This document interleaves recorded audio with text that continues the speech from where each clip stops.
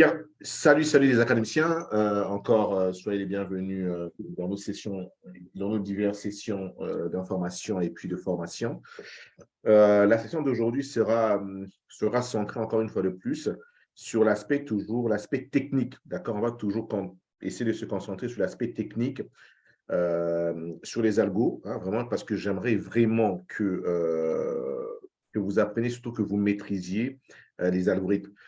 Ça fait, je ne sais pas maintenant, si je ne me trompe pas, ça va faire peut-être 2 ou 3 semaines maintenant que nous utilisons effectivement ces algorithmes. Donc, c'est sûr que vous devez déjà avoir, excusez-moi, c'est sûr que vous devez déjà avoir, comment dirais-je, que vous devez déjà avoir des retours, hein, des retours dans ce sens. Donc, ça serait bien que je puisse, comment dirais-je, que je puisse avoir un petit peu des retours pour ceux qui les utilisent fréquemment. Quels sont les obstacles que vous rencontrez? Est-ce que ça se passe bien? Bon, avec ce qu'on voit là au sein de Discord, ça a l'air plutôt de bien se passer, mais bon, j'aimerais vraiment vous entendre pendant cette session. J'aimerais que cette session soit plutôt spécifique dans le sens où j'attends Morel, parce que Morel avait envie de présenter quelque chose rapidement. Ben, il a eu un problème à la dernière minute. Donc, j'aimerais vraiment que souvent qu'on ait vraiment des séances vraiment pratiques pour qu'on puisse savoir sur quoi on peut se concentrer uniquement. Euh, Notre seul but ou mon seul but, c'est que vous soyez prêts pour ce bull run qui arrive. D'accord? Pour que vous soyez prêts pour ce bull run qui arrive. Parce que, comme je ne cesse de le dire depuis un certain temps, la fenêtre est en train vraiment de se réduire. Et aujourd'hui, on a plutôt des outils euh, qui peuvent nous permettre, hein, qui peuvent nous permettre vraiment de pouvoir engranger des profits lorsque ce bull run va arriver. Pendant cette vidéo d'entrée de jeu, j'ai un petit peu checké un petit peu le groupe Telegram, hein. Je suis remonté un petit peu à l'origine en 2021 lorsque je lance ce groupe. Je vais vous montrer quelques screenshots. Il y a en parlant par exemple du cake ou en parlant par exemple du BNB, je vais prendre que cela pour ne pas dérouler le tapis rouge, pour que vous voyez qu'à l'époque déjà, ces crypto-monnaies ne valaient rien, ne valaient rien du tout. Et pendant le bull run, ben, ces crypto-monnaies ont tout simplement explosé. Fermez vos micros, s'il vous plaît. Fermez vos micros, s'il vous plaît. Je dis, ferme ton micro. Donc, ces crypto-monnaies ont tout simplement explosé. Donc, ça veut dire quoi? Ça veut dire qu'à cette époque, si on était conscient du potentiel des crypto-monnaies, si on était conscient du potentiel de bull run, parce qu'on était vraiment dans cette phase de bull run, on en aurait profité. On en aurait profité. Et la chance que nous avons aujourd'hui, maintenant que je parle, c'est qu'on était positionné en 2020-2021 dans le bull run sans savoir qu'on était dans le bull run. On a profité de cet effet impulsif, d'accord? On a gagné de l'argent, bien qu'au final, on pouvait gagner plus.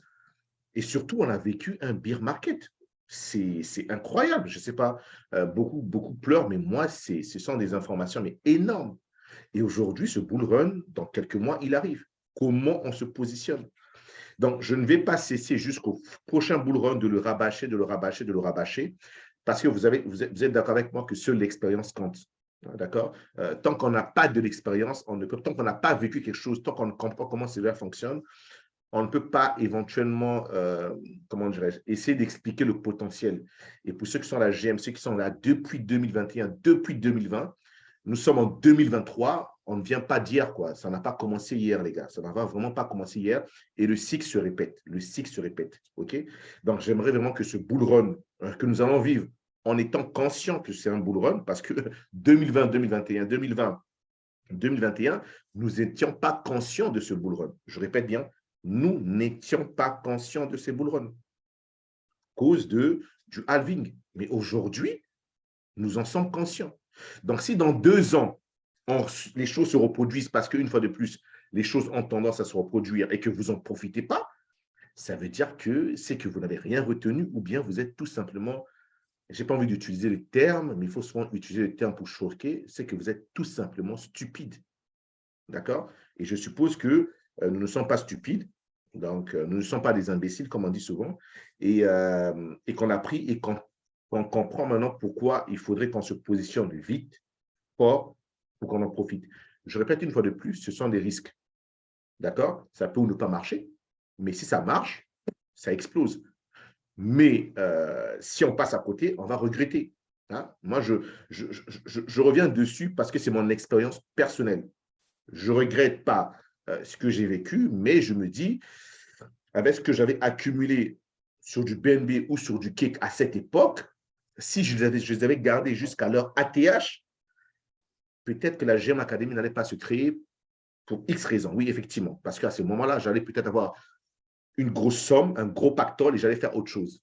Bon, c'est que l'univers a voulu autre chose. Il a peut-être voulu que j'utilise cette expérience pour essayer parce que je me dis que je vois un petit peu comment les gens galèrent et je me dis si je peux apporter quelque chose, tant mieux. Donc, et là, maintenant, je revis la même chose. Je me dis, mais est-ce que je vais maintenant agir de la même manière que j'ai agi entre 2020 et 2021? Soyez-en sûrs que non. Alors, vous êtes sûr, vous voyez comment je ne fais que construire, je ne fais que accumuler.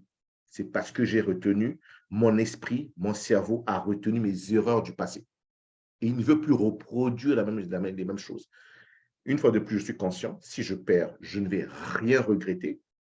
Mais si ça marche, je préfère ne pas laisser ce goût amer. Vous comprenez bien que, sûrement vous avez vu que je vous en parle, c'est que c'est resté un arrière-goût. Hein. C'est un petit peu pour ceux qui ont suivi un petit peu la Coupe du Monde, France-Argentine, il y a un joueur qui a un goût amer, c'est par exemple Mbappé qui d'avoir raté. Donc, il est tellement pressé de revenir rencontrer la prochaine Coupe du Monde. Il le dit, on le sent quand il parle, que cette perte de la Coupe du Monde pour lui, Gaëtan malheureusement n'est pas avec nous, ça a été à chaque fois qu'on le pose, on sent qu'il est resté là, il y a quelque chose, il y a une boule qui est restée, et puis derrière, on sait comment les Argentins se sont comportés vis-à-vis de lui, mais lui, là où il est, il n'a qu'une idée, prochaine Coupe du Monde.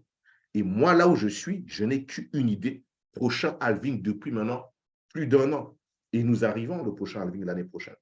D'accord? Donc, comprenez que peu importe le secteur où on se retrouve, retenez toujours de vos erreurs, essayez de les identifier et essayez de ne plus les reproduire.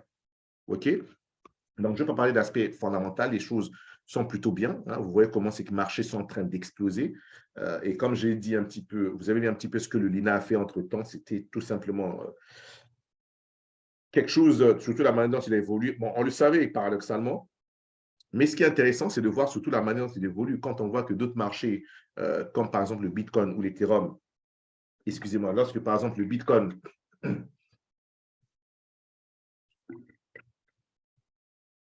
lorsque par exemple le Bitcoin ou l'Ethereum ont du mal à faire du 5% et qu'en 24 heures, le Luna vous fait pratiquement du 18 ou 20%, ce n'est pas une crypto-monnaie à négliger. D'accord? Et nous, on parle du Lina maintenant, ça fait maintenant pratiquement plus d'1 an. Et je répète, il y a d'autres qui ont construit lentement et d'autres qui ont construit fortement.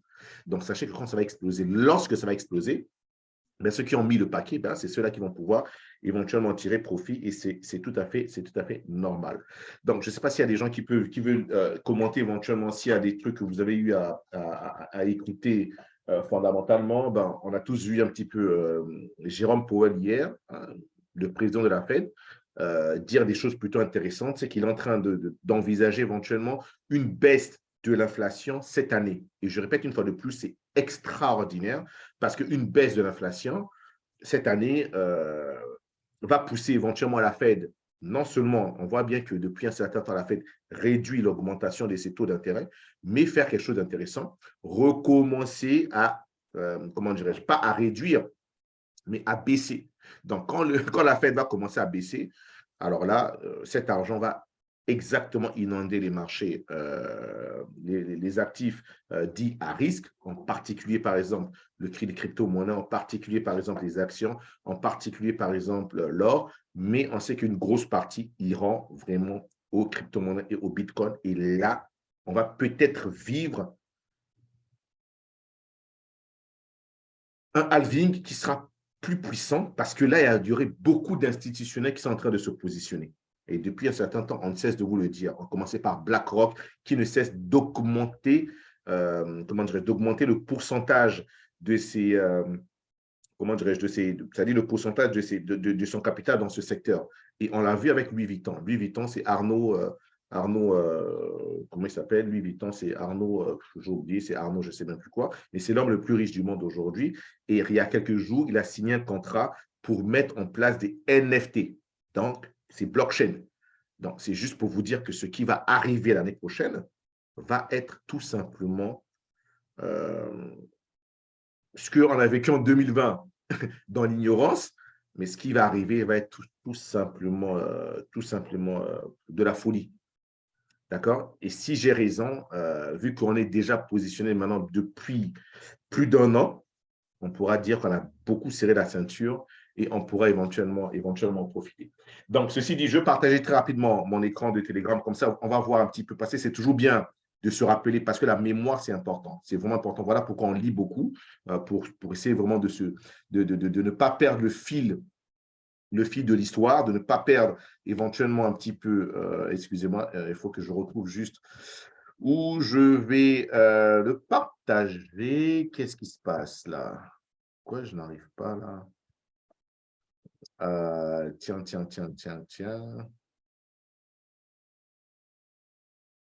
Ok. Bien, je vais partager mon écran juste là. Super, bien. Et je vais me fermer et on va le présenter tout de suite. Et vous allez voir ce dont je suis en train de parler. Donc après, je ne sais pas ce que vous, personnellement, vous avez vécu pendant cette étape, mais vous allez juste voir encore de quoi nous étions en train de parler. Donc, j'espère que tout le monde voit effectivement mon écran. Veuillez juste me confirmer que c'est bon à votre niveau, s'il vous plaît, les gars. Oui, c'est bon. Oui, c'est Super. bon. Great, parfait. Donc, vous voyez bien que ça, c'est Global Market Trading de Telegram. D'accord? Je n'ai pas envie de remonter. Là, vous voyez bien que nous sommes le 28 janvier 2021. Donc, je n'ai pas envie d'aller tout au fond. Mais c'est le 28 janvier 2021. Donc, ce n'est pas d'hier, les gars. Et ce que je veux juste attirer votre attention, c'est ici. Voilà ce que on achetait déjà le cake lorsque le cake valait 50 centimes, les gars. 50 centimes. D'accord? Et à cette époque, je n'ai pas cessé de tambouriner, je n'ai pas cessé de rabâcher, mais ce n'était pas vraiment comme maintenant. Et on sait tous que pendant l'ATH, cette crypto-monnaie a touché pratiquement 40 dollars. Et j'en avais pratiquement plus de 5 000 à cette époque. Je répète bien, j'en avais plus de 5 000 à cette époque, que j'ai vendu très tôt, que j'ai vendu à 4 ou 5 dollars. Parce que je ne comprenais pas comment ça fonctionnait. OK? Donc, vous voyez qu'à chaque fois, voilà, en 15 jours, vous voyez que sur Binance, c'est même à cette époque que je commençais déjà à parler de Binance. Donc, vous voyez que c'est quelque chose, lorsque je parle de ce genre de situation, ça ne date pas d'aujourd'hui, je connais. D'accord? Je connais et malheureusement, je n'ai pas profité comme je le voulais. Mais comme on dit en langage de temps, les écrits restent. Hein, d'accord? Les écrits restent. On en a profité à l'époque, c'était bien. Voilà, je supposais que je gagnais. Là, pour moi, je gagnais. Mais si j'avais une boule de cristal, j'allais peut-être encore rêver encore plus. Et le BNB, qu'est-ce que vous voulez que je vous dise sur le BNB? Hein, je peux dérouler le tapis rouge comme ça et vous voyez qu'à chaque fois, regardez le cake, lorsqu'on le balance, le cake, là, il était à 1,45. Là, je rebalance encore pour que les gens l'achètent. Donc, on est passé de 50 centimes à 1,45 en 15 jours. Là, j'étais très content parce que ça allait très vite. Mais je ne comprenais pas que nous étions en plein halving, les gars. Je ne comprenais pas cela. Et à l'époque, vous pouvez encore voir, j'avais comment dirais-je, mes Elliott, la vague 1, la vague 2. Et là, nous étions pile poil. Regardez là où nous étions pile poil sur la vague 2, petit retracement et on visait la vague 3, 4 et au-delà de la vague 5. Donc, ce que je fais maintenant, c'est ce que je faisais il y a encore quelques années. Il n'y a rien de sorcier, c'est juste pour que vous compreniez qu'il n'y a rien de sorcier, c'est mécanique et ça se répète en longueur de temps, vraiment en longueur de temps. Mais le plus dur, c'est de pouvoir rester en position et d'avoir confiance en nos convictions. Je me rappelle que quand on avait parlé du Lina, je crois que c'est dont on avait parlé la fois dernière, lorsque le Lina avait chuté à 4 centimes, on avait à 40 ou je ne sais plus, à 4 centimes, je ne sais plus, mais on avait l'information déjà. Je vous avais déjà donné l'information des mois auparavant. Mais peu ont gardé cette information. Mais Seydou, il a gardé cette information. Il avait dit effectivement, un jour lors de nos Zooms, on savait que le Lina allait baisser à 4. Aujourd'hui, le Lina a fait combien? Le Lina est aujourd'hui à 8. Donc, il a fait x2 depuis cette baisse que nous avions déjà identifiée lorsque le Lina était déjà à 1 centime. Qu'est-ce qui est sorti? C'est uniquement, fermez vos micros s'il vous plaît les gars, fermez vos micros. Fermez vos micros s'il vous plaît. Donc, c'est uniquement, fermez vos micros, s'il vous plaît. Je ne sais pas qui a ouvert son micro, c'est désagréable parce que quand je parle, j'entends des petits échos. Fermez vos micros, s'il vous plaît. Et du coup, malheureusement, je ne peux pas voir. Qui a son micro ouvert? Vous pouvez fermer vos micros. Attends un instant. Je suis désolé, je suis obligé de voir. OK. Richard, tu peux fermer ton micro, s'il te plaît? Je ne sais pas s'il nous entend, Richard, ou pas. OK. Corey, can you close your microphone? Corey, please, can you close your microphone, please? OK, c'est Corey. Sorry. Thank you, Corey. Thank you. So, welcome, Corey. Welcome. Bon, Thank you. OK. Merci. Donc, comme je disais, vous pouvez voir que ce que je suis en train de répéter actuellement, c'est des choses que je répétais éventuellement depuis maintenant pas mal d'années, depuis vraiment pas mal d'années. OK? Donc, c'est ce qui explique que vous voyez pourquoi j'ai vraiment gardé un goût amer. Hein, d'accord? Et par la suite, il y a toujours eu un suivi. Vous allez voir qu'il y en a eu. Et là, regardez ce qui se passe. On est passé de 1,40, le cake ne fait que exploser. D'accord? Je me réjouis parce que je me dis que tiens, mes 5000 cakes vont me rapporter à l'époque. Je faisais encore des zooms. Donc, et là, vous voyez mes vidéos, c'est là, vous voyez que là, nous sommes en 2021. Nous sommes en 2021. Je présente encore les mêmes pourcentages. Je reviens encore le cake qui continue à exploser. Vous voyez, 2 $, ça allait très vite. Ça allait très vite. Mais c'est exactement ce que nous allons vivre. Je ne sais pas si vous êtes prêts, mais moi, je suis prêt, mais à 100%. D'accord? À 100%. Donc, après, on va revenir dessus, mais j'ai envie vraiment de vous présenter quelque chose où, ça, c'est pas important, où, voilà, là, c'est encore à l'époque où on parlait comment dirais-je, pas du staking, mais du farming. On a vécu des situations plutôt intéressantes, les gars. On a vécu vraiment des situations plutôt intéressantes. Regardez le BNB, regardez le BNB. 61 $. Lorsqu'on l'a acheté, vous voyez qu'on peut encore revivre ça ou un BNB à 300. Nous, on avait commencé à l'acheter à 30 $. Il est monté jusqu'à 600. Donc, ce qui veut dire que dans 3-4 ans, on va refaire la même vidéo. Le BNB sera à 10 000.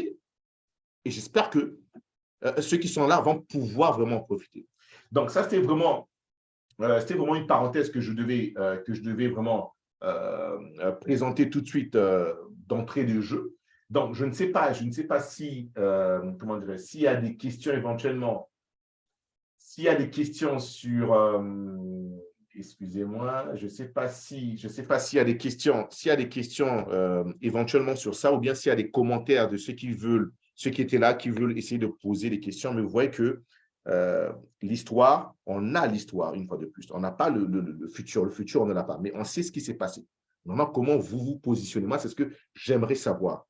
Comment vous positionnez vis-à-vis de ce que nous sommes en train de chercher à élaborer tout de suite avant qu'on rentre vraiment dans des algorithmes. J'ai vraiment envie de vous entendre un petit peu. Et puis, s'il y a d'autres commentaires, parce que je sais qu'il y a des gens qui étaient là, mais qui n'étaient pas à l'origine de la création de la GM, quand ils voient ça, il faudrait juste que vous compreniez que ça ne date pas d'aujourd'hui, les gars. Ça ne date pas d'aujourd'hui. On est là depuis 2020. Donc, ça va faire plus maintenant de 3 ans lorsqu'on était vraiment exposé maintenant. Et ce qui nous emmène vers le bull run de 2024.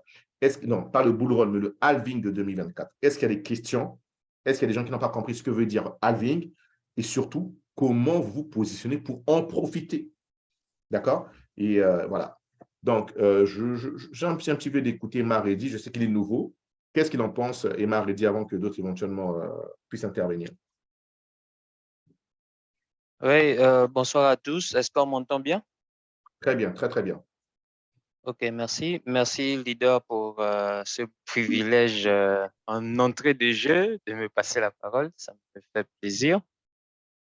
Bien, comme disait le leader tout à l'heure,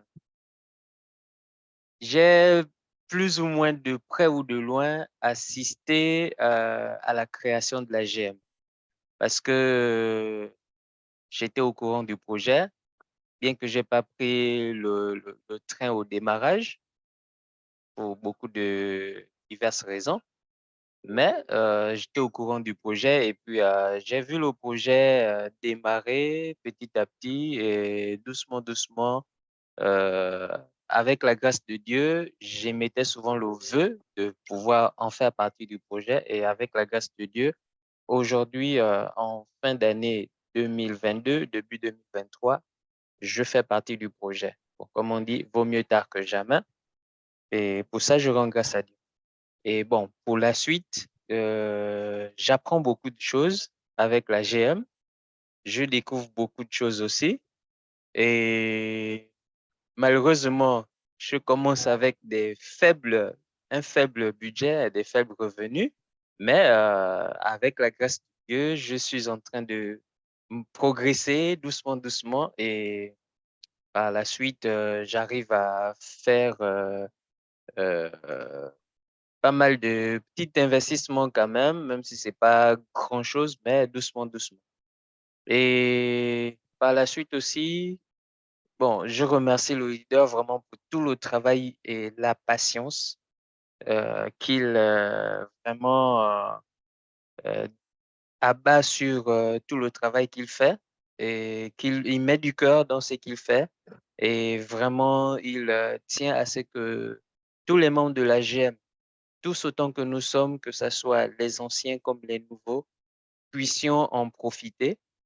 Et vraiment, depuis, je vais dire déjà 2 semaines, en gros, je pense bien, depuis déjà, je pense bien 2 semaines ou 1 semaine et demie, bah, je suis beaucoup satisfait vraiment du travail qu'il fait et des algorithmes qu'il a donnés, qu'il a mis en place, les 5.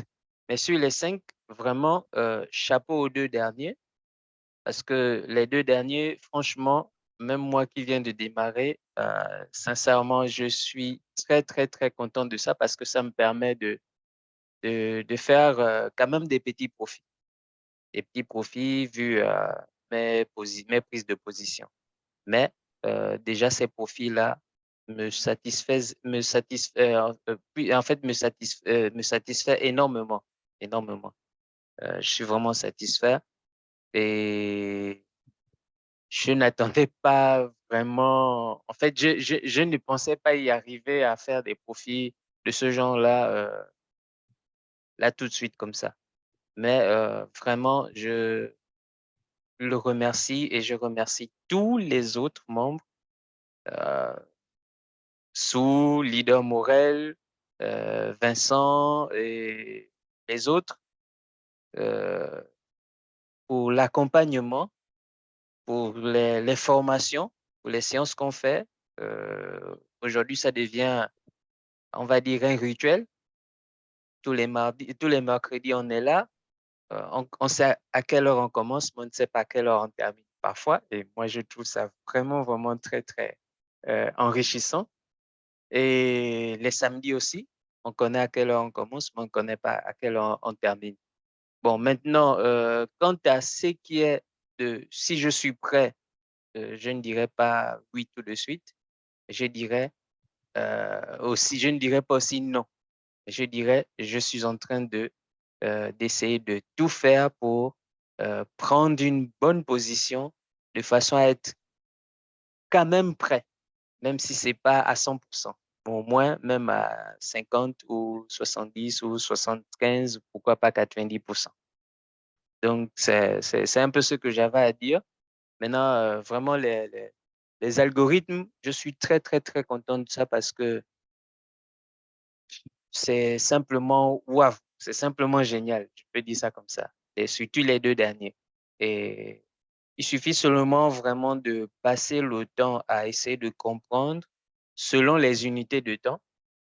Moi, par exemple, pour le moment, comme j'ai pas beaucoup de budget, je ne peux pas me permettre de prendre des longues positions qui me mettent énormément de temps. Donc, moi, je choisis souvent de travailler avec des petites unités de temps, même si je prends 2-3 $, déjà, c'est beaucoup à chaque position. Et vu que ça fait du va-et-vient, parce que souvent, si je prends 3 $ en long, je sais que tout de suite après, ça va repasser en short. Et en short aussi, si je peux prendre 2 ou 3 $ aussi, c'est déjà 6 $ sur une même crypto-monnaie que je prends. C'est comme si une personne avait mis une longue position et qu'il sortait de là aussi avec, par exemple, 6 ou 10 $ de plus, quelque chose comme ça.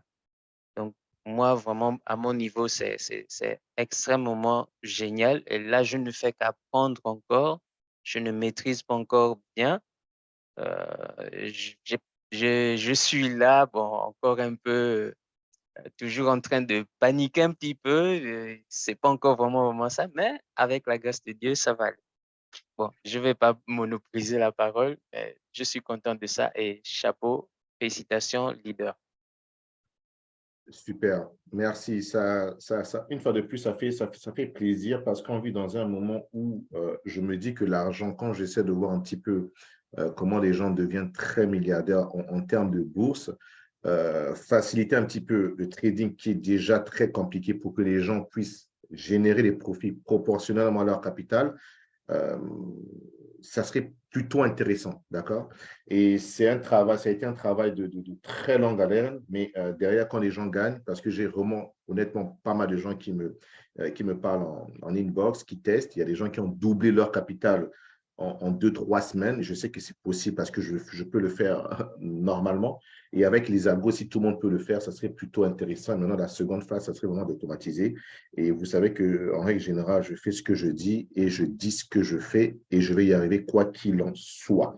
Donc, ça, c'est plutôt intéressant, c'est très bien. Et y a des gens qui m'avaient posé des questions, mais tu nous rabâches en longueur de temps sur le Lina. Pourquoi sur le Lina? Vous avez mon groupe Telegram, je rabâchais sur le cake. Je rabâchais sur le cake. On était à 50 centimes. Et on est passé de 50 à 40 dollars. Donc, au final, j'avais raison de rabâcher sur le cake. Je rabâche sur le Lina une fois de plus parce que je ne rabâche pas pour rien. J'analyse les données froidement. Je ne suis ni pour le Lina, ni pour X raisons, pour d'autres crypto-monnaies. Donc, c'est la première des choses que vous devez faire. Il faudrait être neutre sur une crypto-monnaie, de ne pas vouloir un projet. Il ne faudrait pas que vous jetez sur un projet, dire que ce projet, c'est le meilleur, ce projet, c'est le best, ce projet va exploser. Non, si vous faites ça, vous allez être déçu et vous n'allez pas pouvoir analyser froidement ce projet. Voilà pourquoi on dit que les AI ou les robots ou les intelligences artificielles réussissent parce qu'ils font de l'analyse froidement. Prenez le temps de le faire. Le Lina, je l'ai analysé, mais froidement jusqu'à maintenant. Et pour l'instant, il n'y a rien à dire. Le jour qu'il y aurait quelque chose à dire, soyez-en sûrs que je vais le dire. Ça, c'est même pas à débattre. C'est comme le Shiba. Je rabâchais sur le Shiba. Je vous dis non, là, je ne suis plus. Je passe sur Lina parce que j'ai vu que derrière ce projet est en train de faire des choses plutôt intéressantes. D'accord? Et pour l'instant, il nous donne plutôt raison qu'autre chose.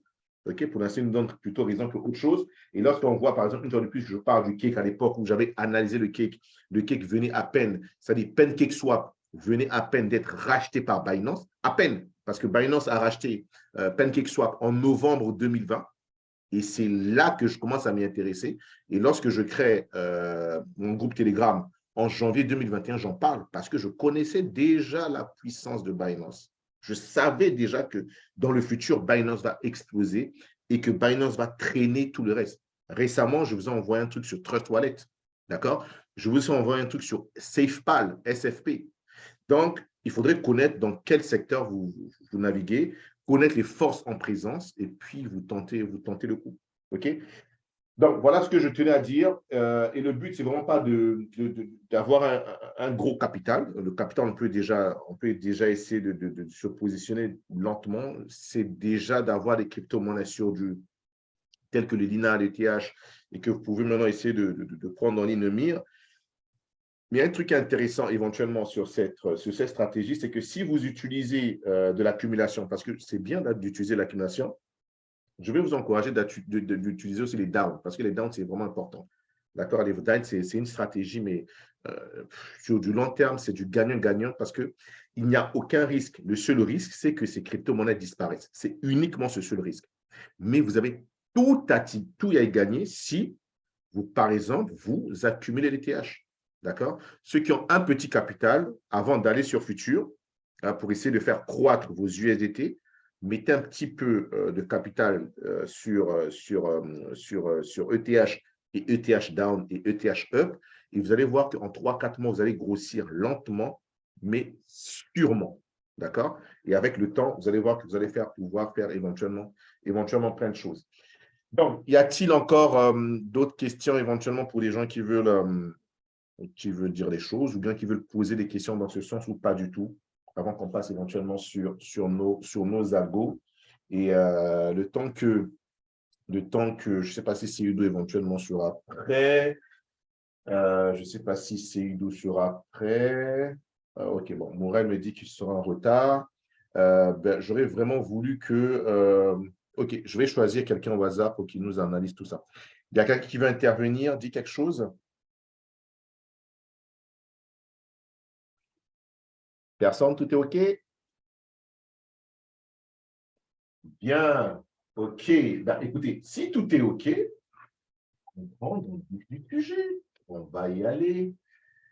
Je vais prendre l'écran numéro… Un instant, juste que je retrouve mon écran.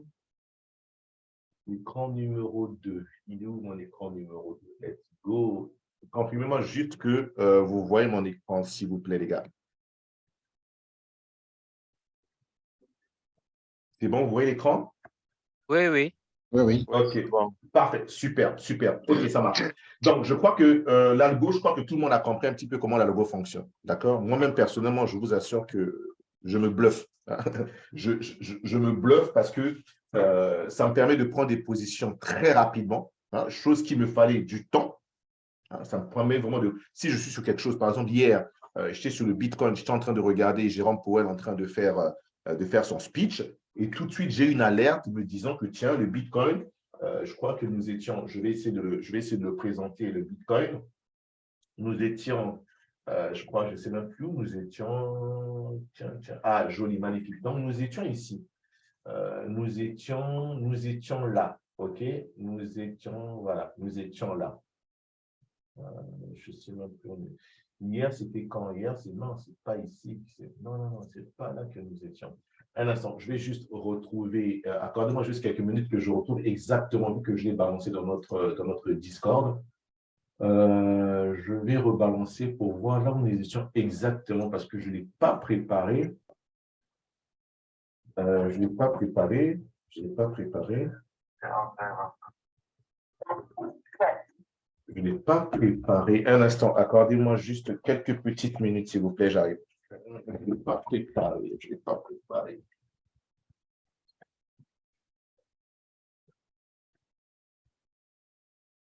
Sadio, je crois qu'il y a un problème qui arrive là.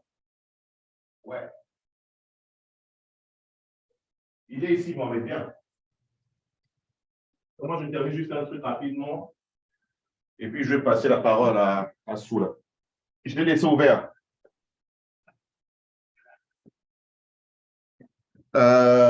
Bien.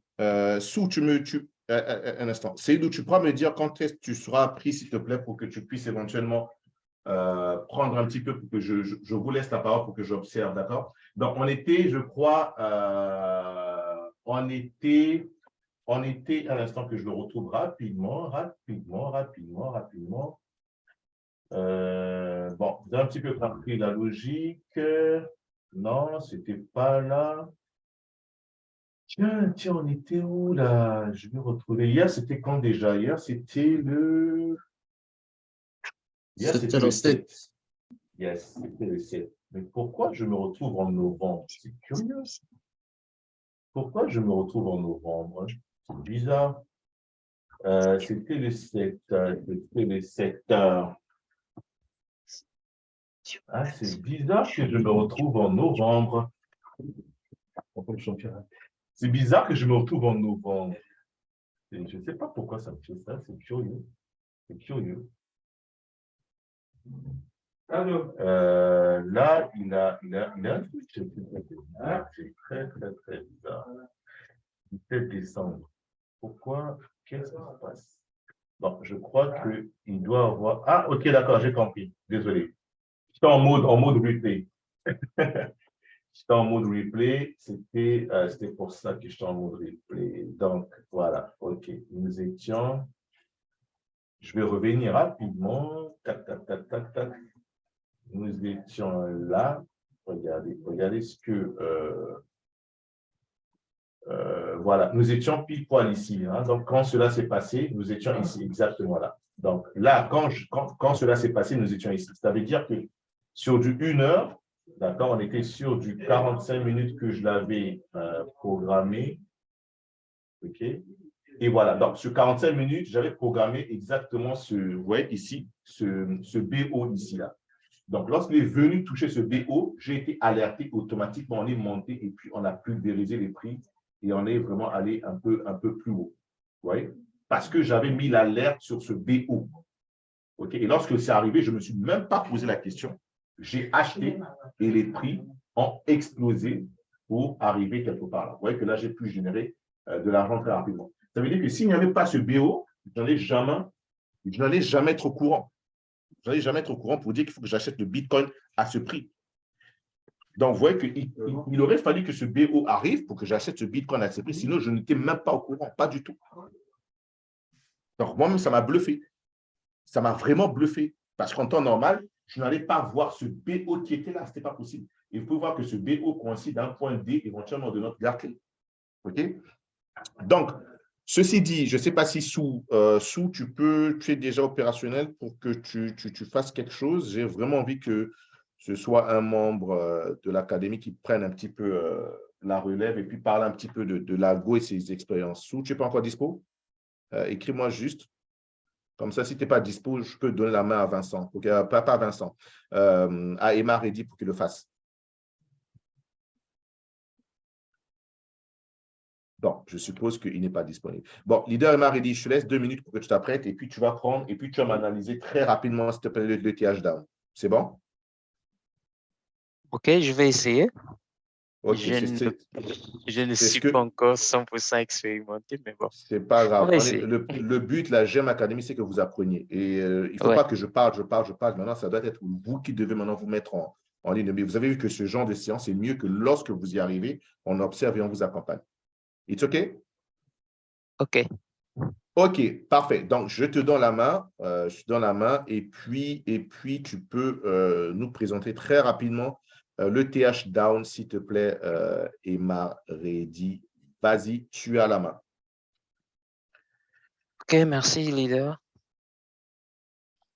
Alors, bon, donc ETH down. Où est-ce qu'il est? Un instant.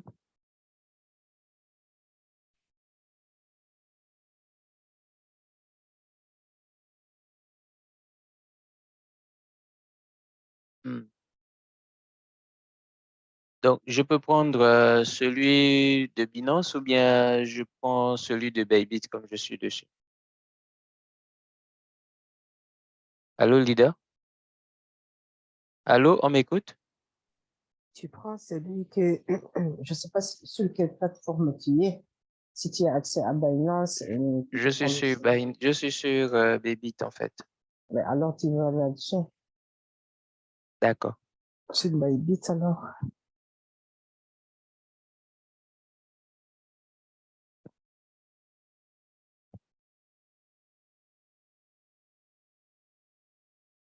Souci.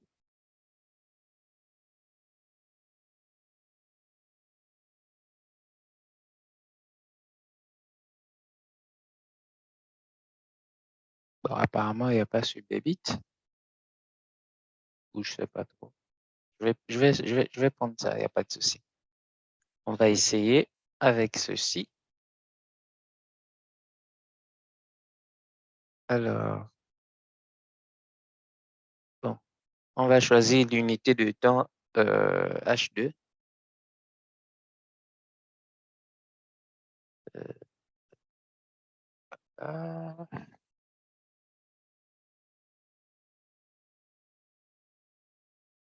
Bien. Bon, moi, d'après ce que enfin, je ne maîtrise pas encore les analyses techniques comme le fait le leader et puis les autres. Mais moi, j'essaye de me référer souvent aux figures qui sont déjà dessinées et puis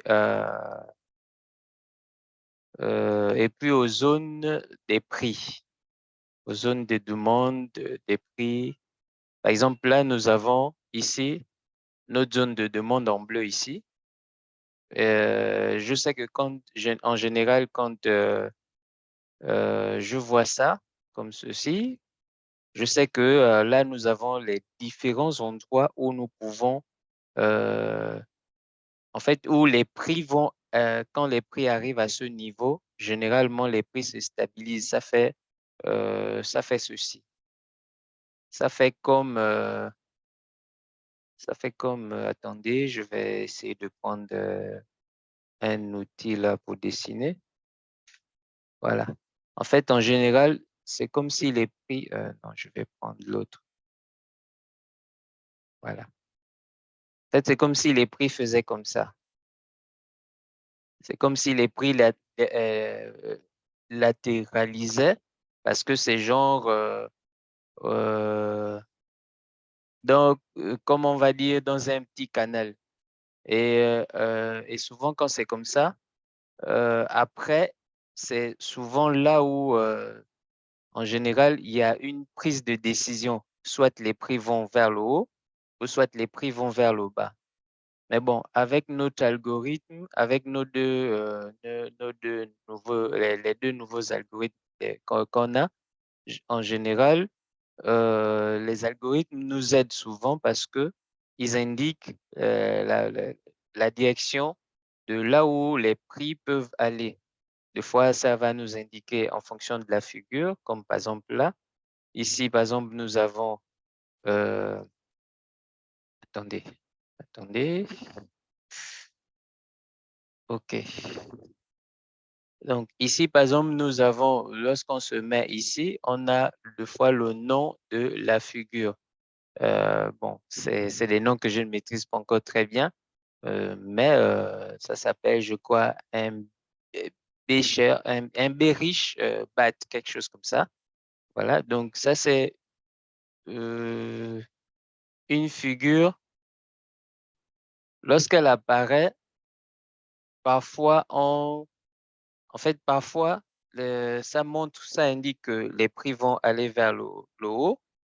Et puis, il y a souvent une flèche qui apparaît. Bon, si je vais sur les petites unités de temps, deux fois, ça va apparaître. En fait, deux fois, les flèches vont apparaître parce que parfois, on ne voit pas ça très bien sur les grandes unités de temps. Deux fois, on peut voir ça en H4 ou on peut voir ça en, euh, en 2 heures de temps, en H2, comme aussi parfois, en, on peut voir ça simplement deux fois en 15 minutes ou en 5 minutes. Donc, voilà. Donc, un peu ce que je disais, là, par exemple, nous avons des flèches qui, vous voyez, là, nous sommes dans le petit canal de la zone de demande de prix, en fait, la zone de stabilisation des prix plutôt. Et dans à cet endroit, vous allez remarquer que les prix montent, ça descend, mais ça n'évolue pas très, très haut ou très bas. Mais par contre, là, nous avons cette figure qui s'est dessinée et on a les flèches ici qui montrent, donc la figure, ça s'appelle le potentiel Belush Crab. Bon, je ne sais pas si je prononce bien bien le nom, parce que ça, ce sont les leaders là qui maîtrisent ça mieux que moi. Mais là, déjà, les flèches, en fait, ici, nous indiquent que nous allons avoir d'abord une stabilisation des prix, mais par la suite, les prix vont descendre. Déjà, dans un premier niveau, les prix vont faire une petite baisse. Au moins, on part de, on va dire 0,45, là où nous sommes, le prix actuel pour l'ETH. Et ça va descendre jusqu'ici à 0,39. Et par la suite, il y a des fortes probabilités que ça puisse encore descendre aussi jusqu'à 0,36. Donc, ça, ce sont un peu en fait, c'est un peu la direction que les prix vont prendre par exemple, dans les prochaines 15 minutes ou les prochaines 30 minutes. Bon, maintenant, ce que j'ai compris aussi de ces algorithmes, c'est que là, par exemple, nous avons cette partie en rouge avec les pointillés en rouge. quand on voit cette partie, par exemple, si on remarque bien sur la figure ici, on va remarquer que les bougies faisaient des zigzags comme les bougies font actuellement là. Et après, nous avons eu une chute des prix jusqu'à ce niveau. Et après, nous avons eu une hausse des prix. Et la hausse des prix est venue pile poil dans cette zone. Alors, cette zone, d'après les explications du leader et ce que j'avais compris, c'est que ça, c'est la zone. En fait, lorsqu'on voit cette zone et que nous sommes, par exemple, en bas, comme vous pouvez remarquer avec cette bougie-là, nous avons, en fait, nous sommes descendus jusqu'à ce niveau. Nous avons touché ce point-là. Mais par la suite, vu qu'il y avait déjà cette zone-là qui apparaît, nous sommes remontés, donc tout doucement. On est remonté tout doucement, comme vous pouvez remarquer là, avec la figure aussi qui s'est dessinée. On est remonté tout doucement, pile poil jusqu'ici, dans cette zone-là. C'est-à-dire que c'est une zone qui attire les prix vers le haut. Et en fait, lorsque nous arrivons dans cette zone, nous allons avoir une autre partie. Attends, leader Mardi. Allô, allô? Oui. Reviens rapidement sur la zone là, s'il te plaît. Reviens rapidement sur la zone là. Super, merci. Agrandi, OK. Depuis que je te suis, tu n'expliques pas ce que c'est, cette zone. Ça veut dire quoi? Tu dis zone, mais c'est quoi? C'est quoi en réalité? Cette zone, c'est une zone de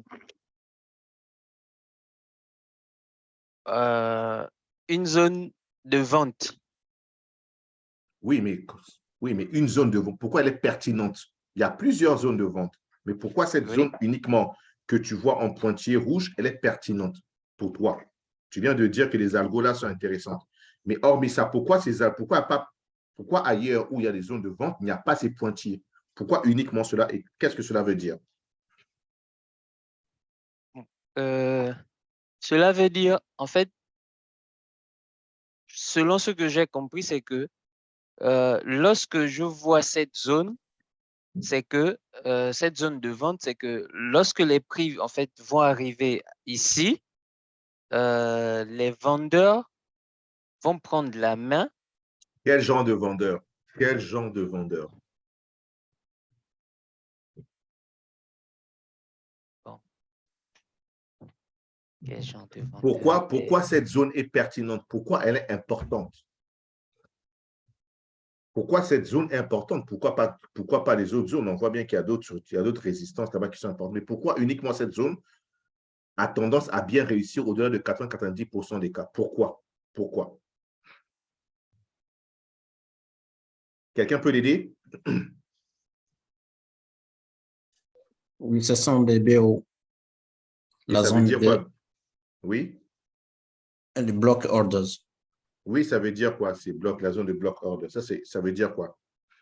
C'est-à-dire que lorsque le prix arrive à ce niveau, il y a une résistance qui fait que les prix vont baisser. Mais ça peut arriver que les prix cassent cette zone, mais il y a toujours la bataille pour que les prix puissent passer. Sinon, il a la tendance de baisser.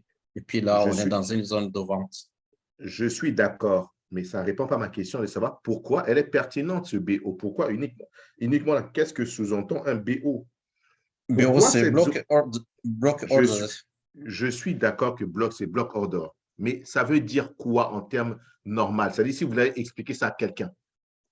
Block order, OK, bien. Bon, c'est une zone où on bloque les prix lorsque le prix va dans une tendance. Et puis, dans les block orders, ils bloquent le prix. C'est une zone je dirais, de combat entre les prix et les vendeurs et les acheteurs. Non, non, non. Ça, c'est plutôt les zones de supply et demande. Les block orders, ce ne sont pas des zones de combat. Non, non, non. Pas du tout. Donc, c'est bien déjà de comprendre, mais il faut dire que vous comprenez surtout la pertinence. Je répète un mot pour vous faciliter un petit peu la tâche, qui ont tendance à initier les mouvements, que ce soit les mouvements haussiers, c'est-à-dire les impulsions haussières ou les impulsions baissières. qui sont à l'origine de ces mouvements? Les market makers. Exactement, les market makers, les whales. Comment voulez-vous que dans cette zone, qu'il y ait un combat? Il n'y a pas de combat, puisque c'est eux qui initient le mouvement. Et ils bloquent ceux qui se combattaient entre eux. C'est ce que vous devez arriver à comprendre. C'est ça qui fait la différence de block order avec les autres mouvements.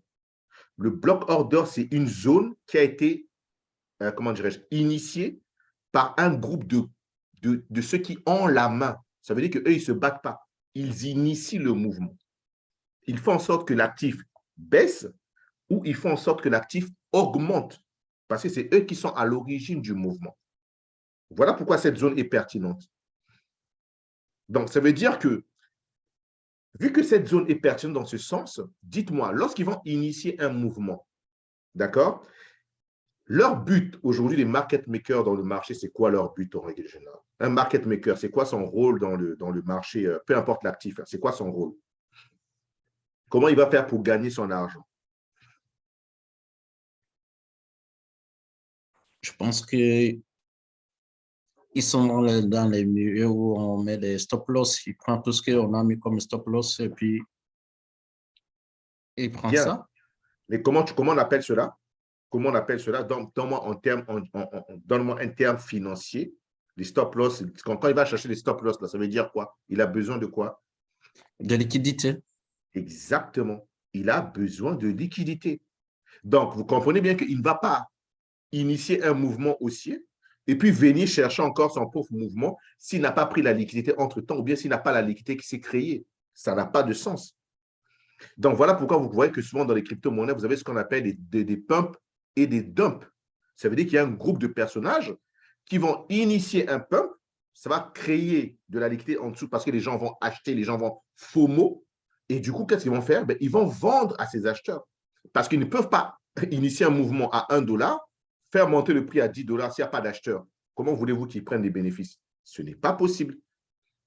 D'accord? Ce n'est pas possible. Donc, pour que ça continue à monter, pour que ça continue à vendre, c'est pour ça que vous allez voir qu'il y a certains actifs où il n'y a pas de liquidité. Il n'y a pas de liquidité, du coup, vous ne pouvez pas vendre l'actif. Vous avez l'actif qui a explosé. L'actif est passé de 1 à $1000, mais vous ne pouvez pas vendre cet actif parce qu'il n'y a pas de liquidité. Et quand on dit qu'il n'y a pas de liquidité, ça veut dire qu'il n'y a pas eu de pigeon. C'est ce que vous devez comprendre. C'est méchant à dire, mais c'est comme ça. Pour que les gens, pour qu'on soit vendeur, il faut qu'il y ait une contrepartie. Pour qu'on soit acheteur, il faut qu'il y ait une contrepartie.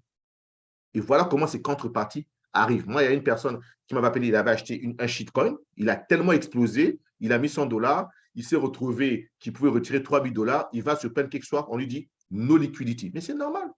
Il n'y a pas de, puisqu'il n'y a personne qui est rentré dans le mouvement. Il n'y a personne. Comment voulez-vous vendre quelque chose où il n'y a pas de contrepartie? On ne vend pas dans le vide, on vend toujours à une contrepartie. Ça veut dire on va toujours avoir ce qu'on appelle, c'est un terme, dans la finance, il y a un truc qui est un petit peu hypocrite parce qu'on a toujours des imbéciles qui veulent toujours acheter plus haut que les gens veulent vendre plus bas. Malheureusement, c'est des choses que vous devez arriver à comprendre et c'est comme ça que le monde fonctionne. C'est comme ça que Louis Vuitton devient très riche. Il prend un sac qui ne coûte rien, il va le produire en Chine ou bien il va le produire en Éthiopie à, je sais pas moi, à 100 ou 250 $ et il revient ici en France sur les Champs-Élysées et il le vend à 3000 $ parce qu'il y a des pigeons qui vont l'acheter. C'est comme ça que ce monde fonctionne. D'accord? Mais ça, il faut que vous le compreniez. Ce n'est pas un monde de bisounours, c'est un monde où il n'y a que des requins. Donc, soit vous comprenez comment ces requins fonctionnent et on essaie vraiment d'être à leur niveau. C'est-à-dire qu'on s'accroche, comme vous voyez, je ne sais pas si vous voyez les requins. Quand vous voyez un requin, il y a toujours des petits poissons autour du requin qui font en sorte qu'ils débarrassent le requin de ses parasites. Mais ces petits poissons ne vont jamais être dévorés par le requin parce qu'ils sont toujours dans le sillage de ces requins et ils restent toujours, comment dirais, ils ne restent pas devant les requins parce que si vous restez devant les requins, ils vous avalent. Donc, nous, notre but, c'est de faire en sorte qu'on reste au plus près sans qu'on soit devant ces requins. Mais il faut qu'on les identifie. OK? Donc, comprenez que ces zones, ce sont des zones où ces whales, ces market makers vont créer un mouvement. Et lorsqu'ils créent des mouvements, ils vont créer des poches de liquidité, soit en haut, soit en bas. Et à un moment donné, ces poches vont être prises. Vous vous rappelez, c'est ce que j'ai fait sur le Lina. Le Lina, on était pourtant baissier, d'accord? Et lorsque j'ai eu mes alertes avant que le Luna fasse le breakout, je me suis dit que, tiens, le breakout est en cours. Si ce breakout est en cours, tous les stop loss qui seront en haut vont tous sauter, ce qui va faire en sorte que le Luna va passer de 7,96 où j'ai acheté. Pourtant, j'étais déjà vendeur. J'ai coupé ma position et ça accélère. On a vu que le Luna est parti jusqu'à 8,61. Et les breakouts ou les breakdowns, c'est exactement cela. C'est-à-dire ce sont des zones où ils vont prendre cette liquidité en créant une structure, soit cipher ou shark. Ils prennent cette liquidité et ils repartent. On a bien vu qu'on est passé de 861 et récemment, le Luna est descendu jusqu'à 800. Donc, 96, 796, on achète le Luna, on va jusqu'à 850. 850, 860, on chute et on descend jusqu'à 800, on prend de l'argent. Parce qu'on comprend comment ces mecs-là fonctionnent. OK? Donc, comprenez que lorsque vous avez des zones, essayez de les dire pourquoi ces zones sont pertinentes. Dans ce genre de zones, il n'y a pas de retails. Parce que nous, ce sont ces zones qui vont, une fois qu'elles sont créées, on les observe et on attend un repli. Parce que ce repli, une fois qu'on va les observer, va nous permettre de rentrer en mouvement, va faire en sorte que les whales vont mettre les gens, comment dirais-je, vont mettre les gens en erreur. Et en règle générale, 80-90% des cas, par exemple, comme on peut voir dans ce cas, on a un OB, mais vous avez vu qu'on a attaqué le OB supérieur, c'est-à-dire le premier OB, mais on n'a pas attaqué le deuxième, parce que c'est là où ils ont démarré et les prix ont chuté. Donc, eux, ils vont créer ces trucs. Nous, on ne le voit pas, on ne peut pas. Mais une fois qu'on le voit, on sait que, OK, la partie qu'ils ont créée, c'est-à-dire la partie qui sera inférieure, va être une partie où ils n'ont pas intérêt que les prix reviennent en dessous. Donc, ils vont protéger cette zone. Donc, nous, quand on voit ça, on dit, attention, là, il y a une manipulation qui se met en place. On rentre en position, stop loss serré et on continue. Et au fur et à mesure, vous allez voir que là, automatiquement, vous voyez qu'il y a un autre OB à l'intérieur de ce grand OB qui se crée. Et ils veulent manipuler le prix. Et l'avantage qu'on a encore la GM pattern qui nous montre la direction tout de suite du prix.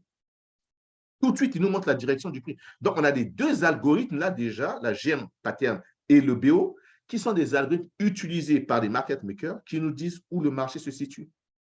D'accord? Et après, on a la zone de supply là, entre le double top là. Voilà cette zone-là qu'on voit que les retails sont en train d'observer. C'est cette zone parce que tout le monde va pouvoir anticiper éventuellement ce double M. OK? Donc, il faudrait comprendre comment tout ça fonctionne. Et une fois que vous comprenez comment tout ça fonctionne, vous allez maintenant pouvoir mieux vous organiser et mieux naviguer dans tout cela. C'est clair pour tout le monde, cette partie de BO, cette partie de market maker, cette partie de manipulation, c'est clair pour tout le monde? Ou bien d'autres commentaires éventuellement?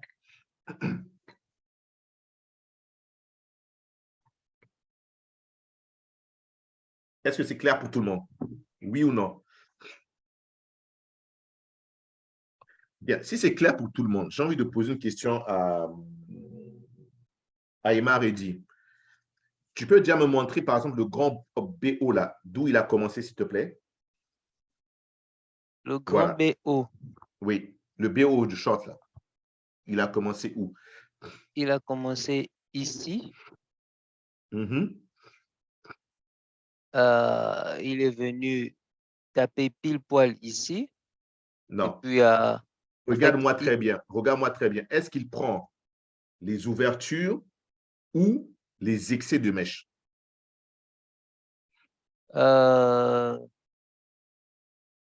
il prend les ouvertures. Bien. Il, OK. il Mais ne prend pour… pas les excès de mèche. Bon, Très bien. je ne sais pas si c'est tous les block orders qui sont comme ça ou bien si c'est seulement, par exemple, celui-là. Tu feras l'expérience, tu vas analyser. Tu as un autre BO qui est là, tu pourras analyser. Ça permettra éventuellement les gens aussi, d'autres personnes éventuellement aussi, de faire un petit peu cette analyse. Ça, c'est le 1. De 2, ce BO-là, il est sur quelle bougie? Ce BO short, il est sur quelle bougie? Il est sur une bougie verte. Par rapport à ce que je viens de dire, qu'est-ce que cela veut dire? Qu'est-ce que cela sous-entend? Pourquoi une bougie verte par rapport à ce que je viens d'expliquer? La bougie verte, c'est parce que on était en hausse. Il y a la crypto-monnaie qui a fait un pump. Donc, la bougie, elle est venue tester ce niveau-là. Et puis, il y a eu une résistance à ce niveau, je pense bien. Et puis après, elle s'est clôturée là. Et après, maintenant, il y a eu une tendance de baisse qui s'est initiée. Donc, d'où la présence du block order en rouge là, qui est en grand caractère, là, en gros Mais caractère, et après, utilise, il y a un deuxième. oui, mais par rapport à ce que je viens d'expliquer, la manipulation, explique-moi entre les market makers et les retail, s'il te plaît. Dis-moi où se trouvent les market makers, dis-moi où se trouvent les retails. Bon. C'est ce que ça veut dire. Il faut que tu arrives à les identifier. Les retails se trouvent où? Les market makers se trouvent où par rapport à ce que je viens d'expliquer. Et quand on parle des retail, c'est-à-dire les petits commerces, les petits traders, hein, les gens vraiment, les traders particuliers, ils se trouvent où exactement? Eux, ils se trouvent dans la zone de supply ici. Non, ne me parle pas en termes de zone, parle-moi en termes de bougie, s'il te plaît. Ah, d'accord. En termes de bougie, Par rapport à ce BO. donc, par rapport à ce BO, eux, ils se trouvent dans la bougie verte ici, la bougie qu'on voit en vert là, qui s'est clôturée. Et après, il y a les 8 makers maintenant qui initient, après avoir pris des profits, qui initient avec les bougies en rouge ici, qui initient le mouvement de tendance baissière maintenant. Tu m'as dit que les market makers ont fait un profit. Ils ont fait un profit parce que tu as identifié leur prix de départ, tu as identifié à quel moment ils rentrent pour qu'ils fassent de profit au point là. À quel moment ils rentrent? Ils rentrent à ce moment. Donc, on va parler de cette bougie qui se clôture, la bougie en rouge ici, qui se clôture là. Et puis, après, il y a une autre bougie verte qui démarre la tendance haussière. Et donc, on va dire, le prix indiqué ici, c'est 0,39. Alors, ça part de 0,39, ça monte au moins jusqu'ici. Et après, ça revient clôturer cette bougie à ce niveau, à 0,30. Donc, ici, on était à 0,39, enfin 0,3906. Et là, on monte jusqu'à 0,39, enfin jusqu'à 0,40, mais on redescend jusqu'à 0,3990. Voilà, donc là, il y a déjà un premier profit. Et par la suite, après, la crypto continue à faire un pump. Donc, ça Bon, part maintenant de regarde, stop, 0,40. stop, stop, non, stop, stop, je te coupe. Tu as dit tout à l'heure que les retails se retrouvent sur la bougie verte. C'est ce que tu m'as dit, c'est ce que tu nous as dit. Quand je t'ai posé la question, où se trouvent les retails, c'est-à-dire les gens comme toi et moi, les traders indépendants, tu nous as montré la grande bougie verte. Oui. Okay? Donc, ça veut dire quoi? Pourquoi veux-tu que dans cette grande bougie verte, que tu aies les market makers qui prennent leurs bénéfices? Donc, ça veut dire quoi? Ça veut dire que les market makers et les retails étaient dans la même bougie, dans la même direction de bougie? Non, non, non, pas du tout. Donc, tu vois que ton explication, pour l'instant, est un petit peu bancale. Ouais. Exactement. C'est ça qu'il faut déjà arriver à comprendre. Ton explication est bien. Tu as bien dit que les retails, les traders indépendants sont sur cette bougie verte. Donc, si les traders indépendants sont sur cette bougie verte, tu m'as dit que les market makers sont sur la bougie rouge après, c'est-à-dire ils ont entamé ça après avoir fait des bénéfices. Mais pour qu'ils fassent des bénéfices, ils ne peuvent pas être dans le sens des retails. Ce n'est pas possible. Ce n'est pas possible. Oui, oui, oui, oui, je vois, je vois. En fait, ici, vu qu'il y a en fait, ici, les traders indépendants, donc les gens viennent, ils achètent parce qu'il y a, cette hausse des prix. En fait, il y a le fait que la crypto prend de la valeur, que ça pump et tout. Maintenant, après, les autres prennent la main pour essayer de faire des profits en initiant une tendance baissière. Et lorsqu'ils initient la tendance baissière, c'est là où ils font des profits par rapport à ceux qui ont tenté de faire des profits pour certains ici, et pour d'autres, ils ont perdu de l'argent parce que en entrant, par exemple, lorsque la crypto-monnaie est en train de faire un bond vers le haut, il y en a qui n'ont pas pu faire des bénéfices, mais qui, par contre, ont perdu de l'argent. Donc, ce qu'on dit, il y en a qui ont FOMO, qui sont rentrés et puis qui n'ont pas… En fait, bon, quand ils sont rentrés, ils n'ont vraiment pas profité de leur mise initiale et ils ont par contre perdu de l'argent parce qu'après, il y a eu cette tendance baissière qui s'est initiée et c'est là où les Wiz prennent la main et puis ils font des profits. Si j'ai bien compris et puis si j'arrive à bien expliquer aussi. Parce que Non, c'est pas encore… tu n'as pas bien compris et du coup, tu ne pourras pas bien expliquer. C'est Ouais, pas réellement c'est vrai. ça. Ouais, c'est pas grave, c'est pas grave. Mais le but déjà, l'avantage quand j'ai dû prendre la main, c'est pour que je comprenne à quel niveau vous êtes. Quelqu'un d'autre pour expliquer un petit peu très rapidement? Quelqu'un d'autre, s'il vous plaît? Qui peut expliquer là où se trouvent les Reuters, là où se trouvent les market makers et surtout comment faire en sorte qu'ils manipulent et où ils gagnent, dans quel secteur ils gagnent. Et vous allez comprendre pourquoi ces BO sont utilisés et surtout comment pouvoir les utiliser avec un maximum d'efficacité. Il n'y a personne? Personne pour essayer? Il faudrait toujours essayer, les gars. Toujours essayer, c'est ça qui est toujours intéressant. Plus vous essayez, même si vous dites des conneries, mais les conneries se rapprochent, c'est toujours bien. Au moins, vous allez avoir un niveau pour pouvoir éventuellement, comment dirais-je, avancer. Personne? Bon, OK. S'il n'y a personne, écoutez, je reprends la main et je vais essayer de l'expliquer. OK?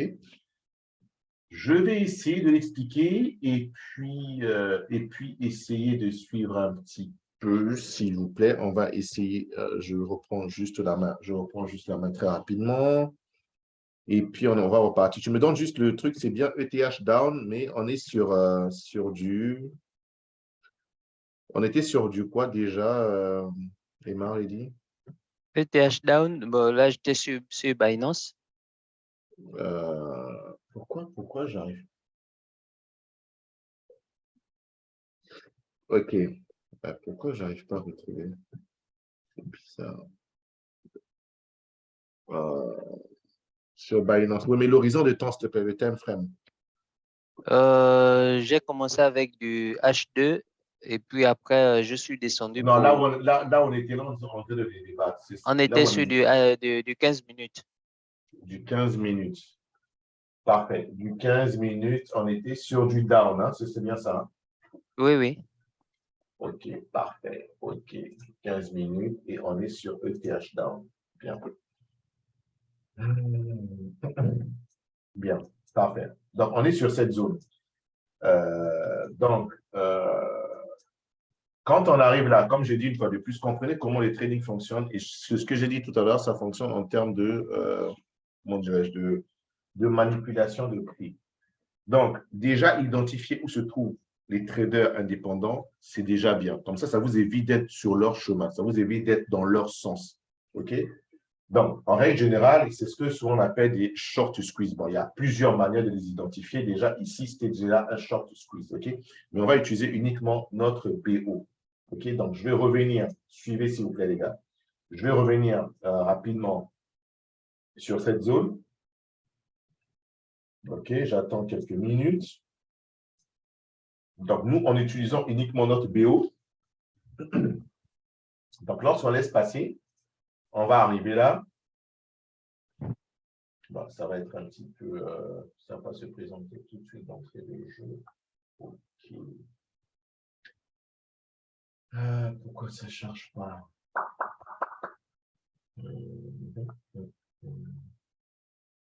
On attend, je vais essayer de voir si je n'ai pas envie d'accélérer pour ne pas.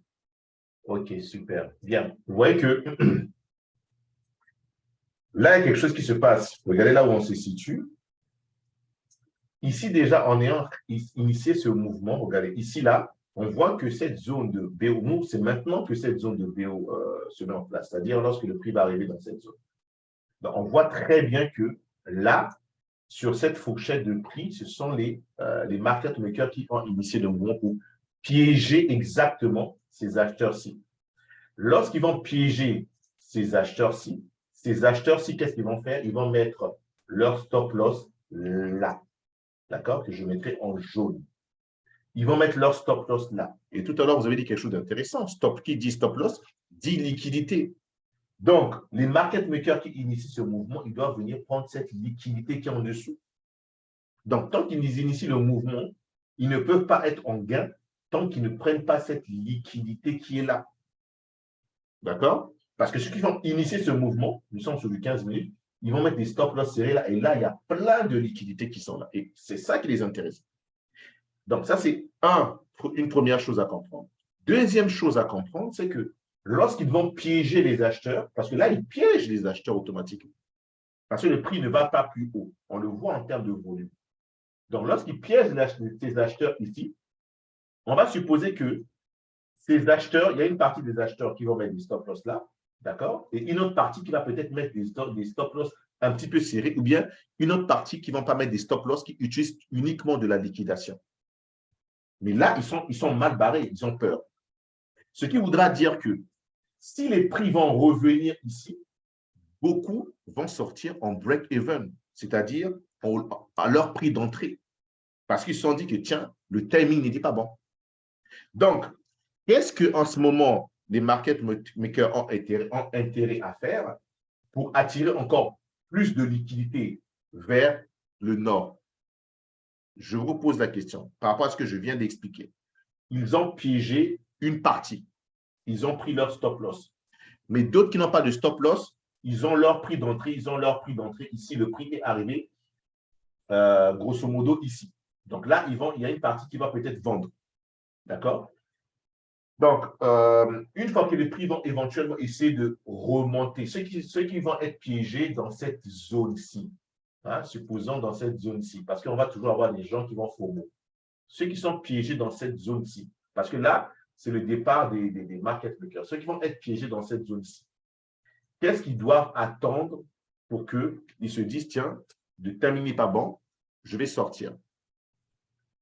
Et qu'est-ce que les market makers doivent faire? Parce qu'ils ont piégé les gens là, ils ont créé de la liquidité ici, et ils ont besoin aussi de créer de la liquidité là. Comment ils vont agir? Je pose la question. Comment vont-ils agir?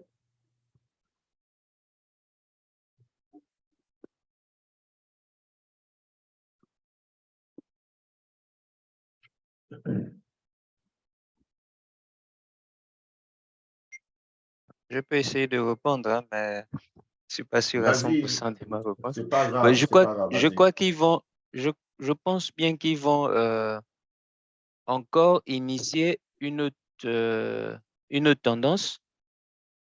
Donc, ce Non, sera... non, c'est non, pas bon. non. Ils ne vont pas initier une autre tendance. Déjà, quand tu vois ça, quand tu vois que les prix sont revenus ici, dis-moi, OK, toi, tu vois ça. Est-ce que toi, tu vas vendre maintenant là? Comme toi, tu connais tout. C'est-à-dire que vous avez toute l'information aujourd'hui. Est-ce que toi, Emma Reddy, tu vas vendre le TH down à 0,38? Non. Si je OK. vends là, je suis en perte, vu le prix d'entrée. Non. Ta vente sera ton prix d'entrée à toi. Déjà, le fait que Oui, tu dises que si tu vends là, tu seras à perte, non. Puisque si tu vends là et que ça chute, tu seras en gain. Ta vente est oui, ton prix d'entrée. Donc, ne t'occupe pas du oui. prix d'entrée des autres. Moi, je te pose la question à toi. Quand tu connais tout ça, est-ce que vendre ici, est-ce que vendre ici pour toi, où je vais mettre en rouge, tu vas vendre exactement quand on va arriver à ce prix? Est-ce que tu vas vendre là? Est-ce que tu le vends là, dans la zone bleue, là où se trouvent les prix? Non, j'attends que ça descende encore un peu plus bas, ici. Ah, attends. Ça, c'est intéressant ce que tu es en train de dire. Tu attends que ça descende encore un peu plus bas. Oui. OK. Bien. Pourquoi tu dis ça? Bon, parce que là où tu as mis le trait en bleu, Mhm. c'est vrai, c'est un premier point de vente, mais c'est beaucoup plus intéressant si je me mets à vendre ici parce que à vendre un peu plus bas ici parce que en vendant plus bas, c'est une bonne zone pour pouvoir faire un bon achat pour pouvoir attendre que les prix remontent. Tu as vu, tu confonds, tu tentes de confondre ce que tu dis. Tu parles de vente et tu parles d'achat en même temps. Je répète, si les prix sont sur de la zone bleue, est-ce que tu vas vendre? Parce que pour toi, tu vois une baisse. Est-ce que là, ici, toi et Marie-Edith, tu vas vendre? Je dirais non. Pourquoi? Je vais pas vendre Pourquoi? là d'abord. D'accord. Pourquoi? Pourquoi tu ne vends pas là?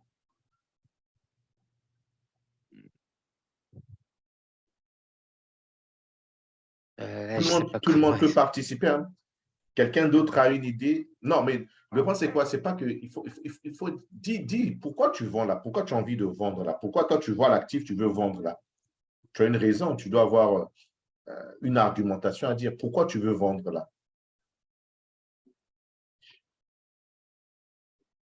Bon, Pour quelle je disais raison? Qu'est-ce que qui te pousse? je peux pas vendre là d'abord parce que bon, si je me fie comment on appelle ça, à l'indicateur ici, Lequel? logiquement, Lequel? le, Lequel? la flèche verte qui montre que les OK, prix vont baisser j'ai encore, un pattern, voilà le oui. GEM pattern. Si je Mhm. me fie au GEM pattern, ça montre que il y a la probabilité que les prix puissent, en fait, que ça puisse encore descendre un peu plus.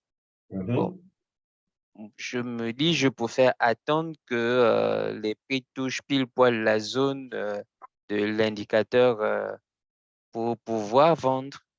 OK, donc cette zone-ci, OK? Voilà, que de chercher à vendre plus tôt. Bien, bien. Écoute ce que tu dis. Ça, c'est intéressant. Cette zone-ci, là, cette flèche verte, là, te dit quoi? Dans cette zone, il faut vendre, c'est ça?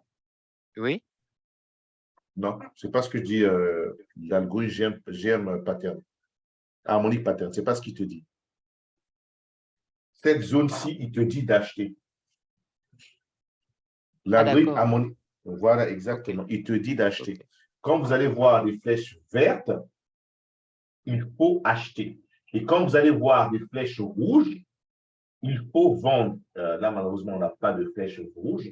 Donc, quand vous voyez des flèches vertes vers le bas, ce sont des zones d'achat. Et quand vous voyez les flèches rouges vers le haut, ce sont des zones de vente. Les zones de vente. Ok. Bien. OK, j'espère que là, c'est clair pour tout le monde. Maintenant, hormis le fait, hormis si on fait abstraction de la GMHP, est-ce que ici, tu vends ou tu achètes? Et pourquoi? Pourquoi? Là, en fait, vu l'explication de tout à l'heure, hein, de tout de suite, Mhm, mhm, dans cette zone, je finis par vendre pour pouvoir acheter dans la zone que l'indicateur me donne. mhm. Bien. Donc, quand tu te mets à vendre ici et que tu arrives ici, ton stop loss sera où? Bon, Le tout, c'est pas d'après dit de les explications, vendre. Le tout, c'est de dire, est-ce que cette vente en termes de money management est avantageuse ou pas? oui. Donc, tu vends ici, tu vises ici, ton stop loss, tu le mets où? Il sera très serré s'il faut, parce que je dois mettre le stop loss légèrement un peu bien avant, euh, en fait, toujours à 1%, je dois toujours mettre le stop loss à 1% de, de, comment dirais-je? Du prix d'entrée. Voilà. Bien. Si on met notre stop loss là, que je mets en blanc, voilà là où se trouve notre stop loss, tu vois. Mhm. Voilà là où se trouve notre stop loss, voilà là où le prix est, et voilà ce que tu vises. Est-ce qu'en termes de timing, ton trade là, il est bon?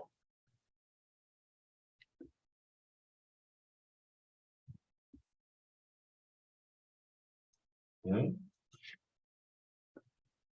Est-ce que ton timing, quand tu as ces informations, est-ce que ton timing, il est bon?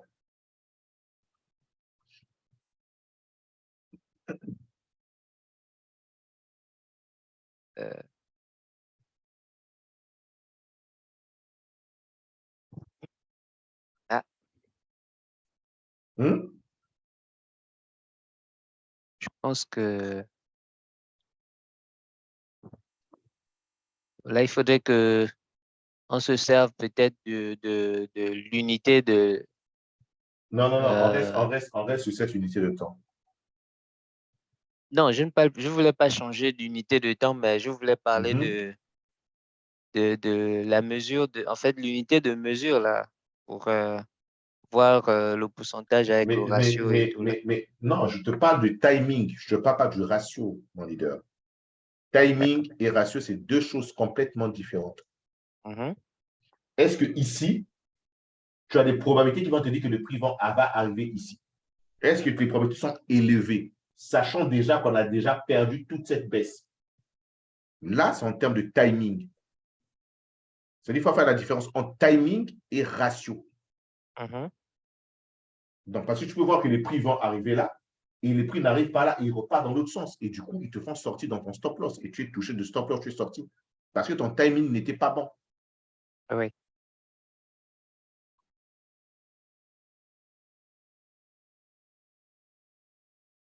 Est-ce que c'est clair pour tout le monde?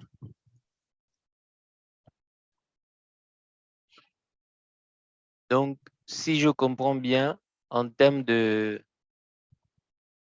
timing, si on arrive dans cette zone, je crois que en fait, il est, il est tard pour faire la vente, ou bien. Bien, mais c'est ça. Il est trop tard pour faire la vente. Voilà maintenant pourquoi le BO. Maintenant, le BO va servir à quoi à ce moment? Par rapport à tout ce que j'ai eu à expliquer auparavant. C'est ce que vous devez arriver à comprendre. Quelqu'un d'autre peut intervenir, s'il vous plaît? Vincent, Violette, ou bien tout le monde ne comprend pas. Je vois que Sou n'est pas là malheureusement, il ne peut pas donc parler. Vincent, tu as une idée pour aider un petit peu à la rescousse et Maredi?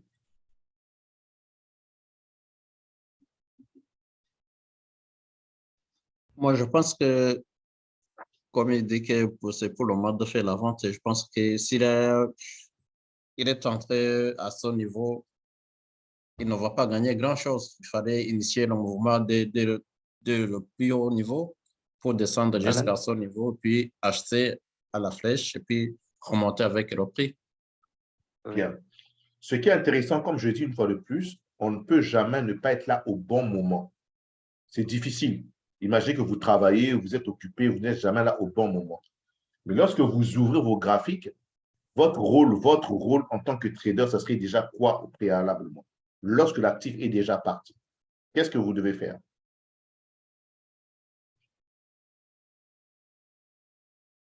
Lorsque l'actif est déjà parti, Mhm. en termes de timing, je pense que c'est mieux d'attendre au lieu de pouvoir FOMO, comme on le dit. Mais c'est exactement ça. Et d'attendre, est-ce que vous avez des éléments qui puissent vous permettre d'attendre, patience, qui puissent vous donner le temps de patienter? Est-ce que vous avez ces éléments? Bon, je dirais oui aujourd'hui. Je dirais Mhm. oui parce que on a notre OB Mhm. et puis on a notre harmonie pattern. Ce Mhm. sont eux les outils, les éléments qui vont nous permettre de mieux Great. comprendre. Great. Très bien. Ça, c'est très bien. Mais déjà, si vous ne comprenez pas déjà la première chose, comment les choses fonctionnent, ça va être difficile. Déjà, le BO, il faut que vous arriviez déjà à le comprendre. On est tous d'accord qu'aujourd'hui, vous devez vous dire que c'est une zone de prix où les market makers piègent et vont chasser les stop loss des wittles. Ça, c'est déjà quelque chose qui doit déjà être intégré dans votre esprit. D'accord? C'est quelque chose déjà qui va... Ouais, merci. Donc, c'est quelque chose déjà qui doit déjà être intégré dans votre esprit. OK? Ok. Et là, vous allez regarder un petit peu cette vidéo par la suite parce que ça serait important. Donc, lorsqu'on va entrer, vous voyez bien que là, on vous montre des zones où ils ont piégé. on vous montre ce qu'ils sont allés chercher en termes de stop loss. Donc, ils ont pris déjà cette liquidité. OK? Donc, ici, c'est eux qui initient ce mouvement à partir de là. Donc, c'est BO veut dire quoi? Comme je l'ai expliqué, leur but, après avoir créé ou après avoir pris cette liquidité, leur but, ça serait maintenant de créer des liquidités en haut ici. Pourquoi? Parce qu'ils ont eu à piéger des gens dans cette zone qui ne veulent qu'une chose, que les prix reviennent dans cette zone pour sortir en break-even, c'est-à-dire pour sortir avec zéro perte. Mais les market makers le connaissant, ils ne veulent pas. Voilà pourquoi vous allez remarquer que la plupart des cas, la plupart comment dirais-je, dans la plupart des cas, les prix vont revenir quelque part là, OK, sans aller toucher ici, OK, faire ça et rechuter. Et créer ainsi et permettre aux gens de mettre des stop-loss, c'est-à-dire de vendre, de mettre des stop-loss ici. Et à un moment donné, ils vont aller plus bas et revenir chercher à un moment donné la liquidité. Tant que cette liquidité ne sera pas énorme, ça ne les intéresse pas d'aller les chercher. Ils vont faire tout pour vous faire croire que cette zone tient. Ils seront même eux-mêmes capables, on peut le voir dans ce qu'on appelle les carnets d'ordre.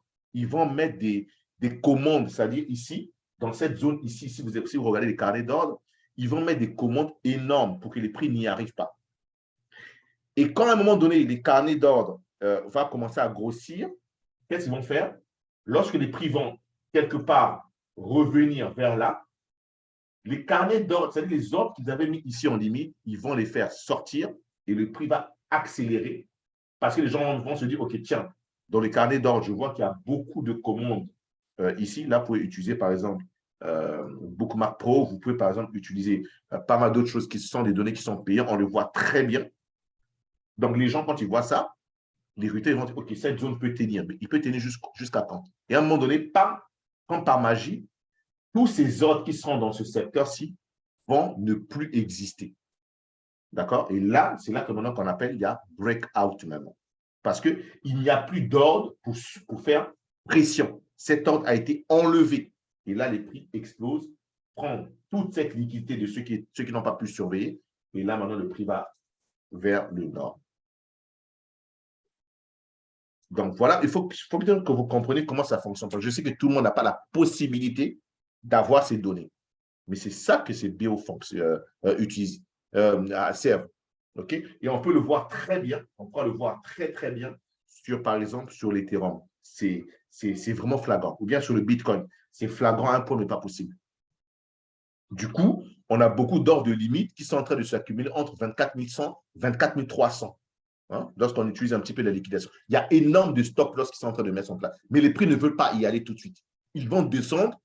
Il y a encore plus de vendeurs qui vont se dire, OK, tiens, on va vendre pour accompagner 21 000. Mais à un moment donné, 4 matins, bam, vous voyez les prix qui vont faire une mèche, ils prennent cette liquidité et là, maintenant, ils vont aller chercher ces 21 000. Ça, c'est ça leur but. Voilà pourquoi depuis quelques jours, par exemple, sur le Lina, vous avez vu que les prix accélèrent. Mais il faut faire très attention. Ça peut être dangereux dans le sens contraire. Il faut juste avoir le bon timing. OK? Est-ce que cette partie, c'est clair pour tout le monde? Il faudrait, si ce n'est pas clair, poser des questions, parce que si je pose encore des questions, je vais me rendre compte que finalement, ça n'a pas été clair. Est-ce que c'est clair pour tout le monde?